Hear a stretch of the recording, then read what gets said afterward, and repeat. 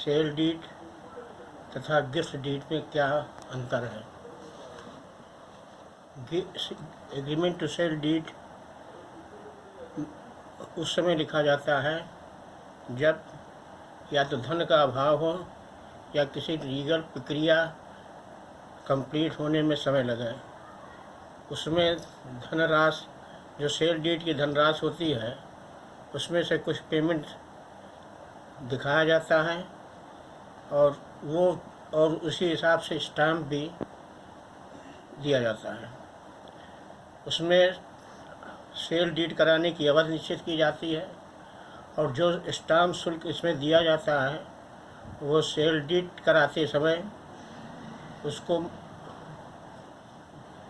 क्या हिंदी कहेंगे, मुजरा कर दिया जाता है, क्या है उसको एडजस्ट कर दिया जाता है। ये क्या काम आता है, मतलब इसमें होता क्या है सेल डीड? सेल डीड जब हम करने, मान लिया हम बैनामा लिखाने जा रहे हैं, किस चीज़ का?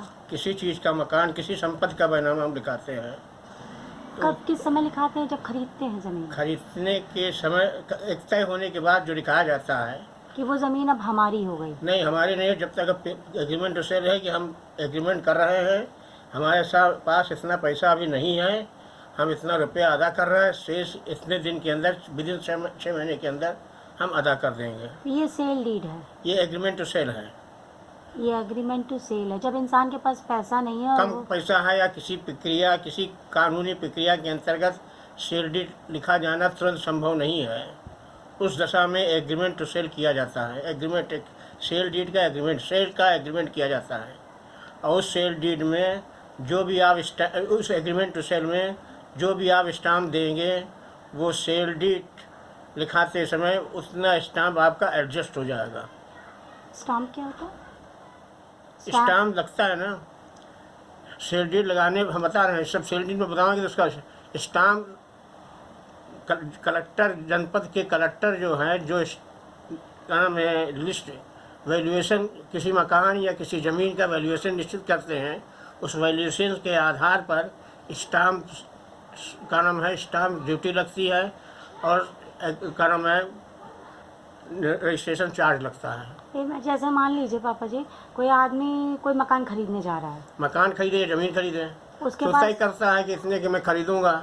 उसके अगर पास उसने कर लिया मैं 3 लाख का खरीदूंगा, हाँ, और उसने उसके पास पैसा नहीं है, 3 नहीं है, या उसके पास डॉक्यूमेंट अभी सेल डीड लगाने के लिए टाइटल ऑफ डीड चाहिए, अच्छा, और टाइटल ऑफ डीड चाहिए, या उसके पास पैसा पूरा नहीं है, हाँ, तो उसको वो एग्री कर लेता है कि हाँ मैं आपकी ज़मीन में खरीद रहा हूँ, अब मैं वो किसी को नहीं बेचूंगा, वो आप किसी को नहीं बेचेंगे, न किसी का एग्रीमेंट करेंगे, आप बंधन हो गए और इतना स्टाम्प, वो रजिस्ट्री आप चल के रजिस्ट्री कर दीजिए एग्रीमेंट टू सेल का, कि हम इतने दिन के अंदर जाके हम सेल डीड कर देंगे। और उसके बाद मतलब हम उनको इतना पैसा दे रहे हैं, जितना पैसा देंगे उसमें लिखा जाएगा और जितना बाकी रहेगा वो भी लिखा जाएगा कि इतना पैसा हम आपको बाद में देंगे। हाँ। तो इसको जब बनती है तो ये कहाँ बनवाई जाती है? रजिस्ट्रार, सब रजिस्ट्रार के यहाँ, सब रजिस्ट्रार रजिस्ट्रेशन के यहाँ। तो ये कहाँ पर होता है ये रजिस्ट्रार? डिस्ट्रिक्ट कोर्ट में है, हर तहसीलों में है। तो डिस्ट्रिक्ट कोर्ट इंसान को जाना पड़ता है? डिस्ट्रिक्ट कोर्ट जाना पड़ता है, अगर तहसील के अंदर की संपत्ति है तो तहसील में जाना पड़ेगा। तो वहाँ उसको क्या क्या डॉक्यूमेंट लेके जाने पड़ते हैं इंसान को? कुछ नहीं, एक वहाँ स्टैम्प, जितना आप पैसा अदा करते हैं उतना स्टाम्प देंगे, आप स्टाम्प खरीदना पड़ेगा स्टाम्प वेंडर से।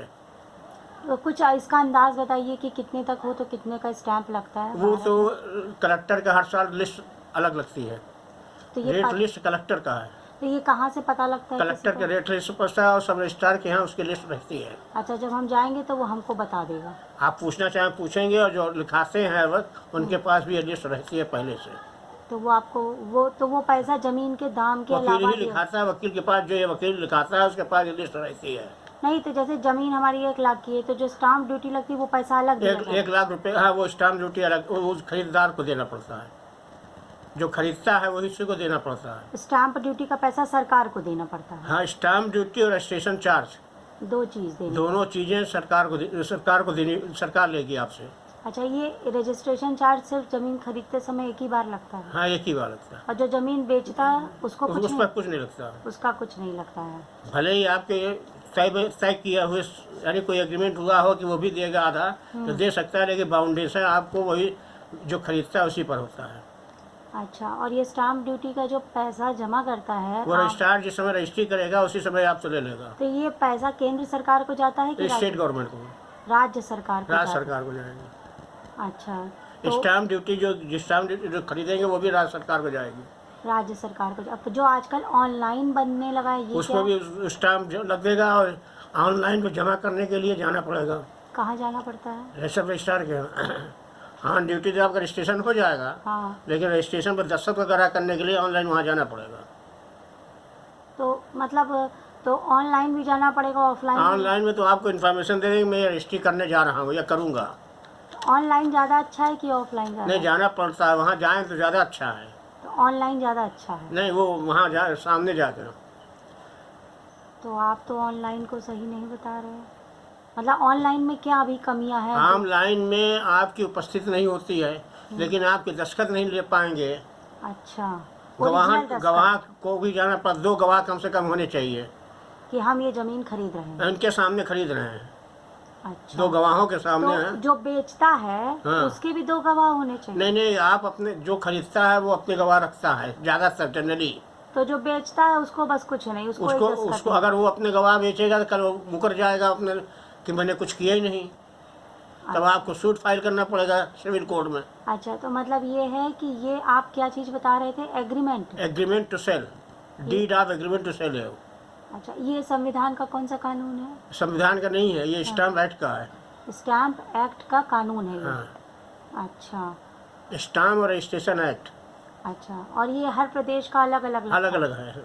अलग। अच्छा, कोई आदमी किसी दूसरे प्रदेश का है और दूसरे प्रदेश की ज़मीन खरीद रहा है तो फिर क्या होगा? वो जाकर वो खरीद सकता हाँ, है? खरीद सकता है। बस वहाँ जाके हाँ, वहाँ की स्टैंप ड्यूटी दे, देना पड़ेगा, स्टाम्प ड्यूटी रजिस्ट्रेशन चार्ज देना और पड़ेगा। उसमें निवास प्रमाण पत्र हम किसी दूसरे प्रदेश इसी देश का अपना जहाँ है वहीं का देना पड़ेगा।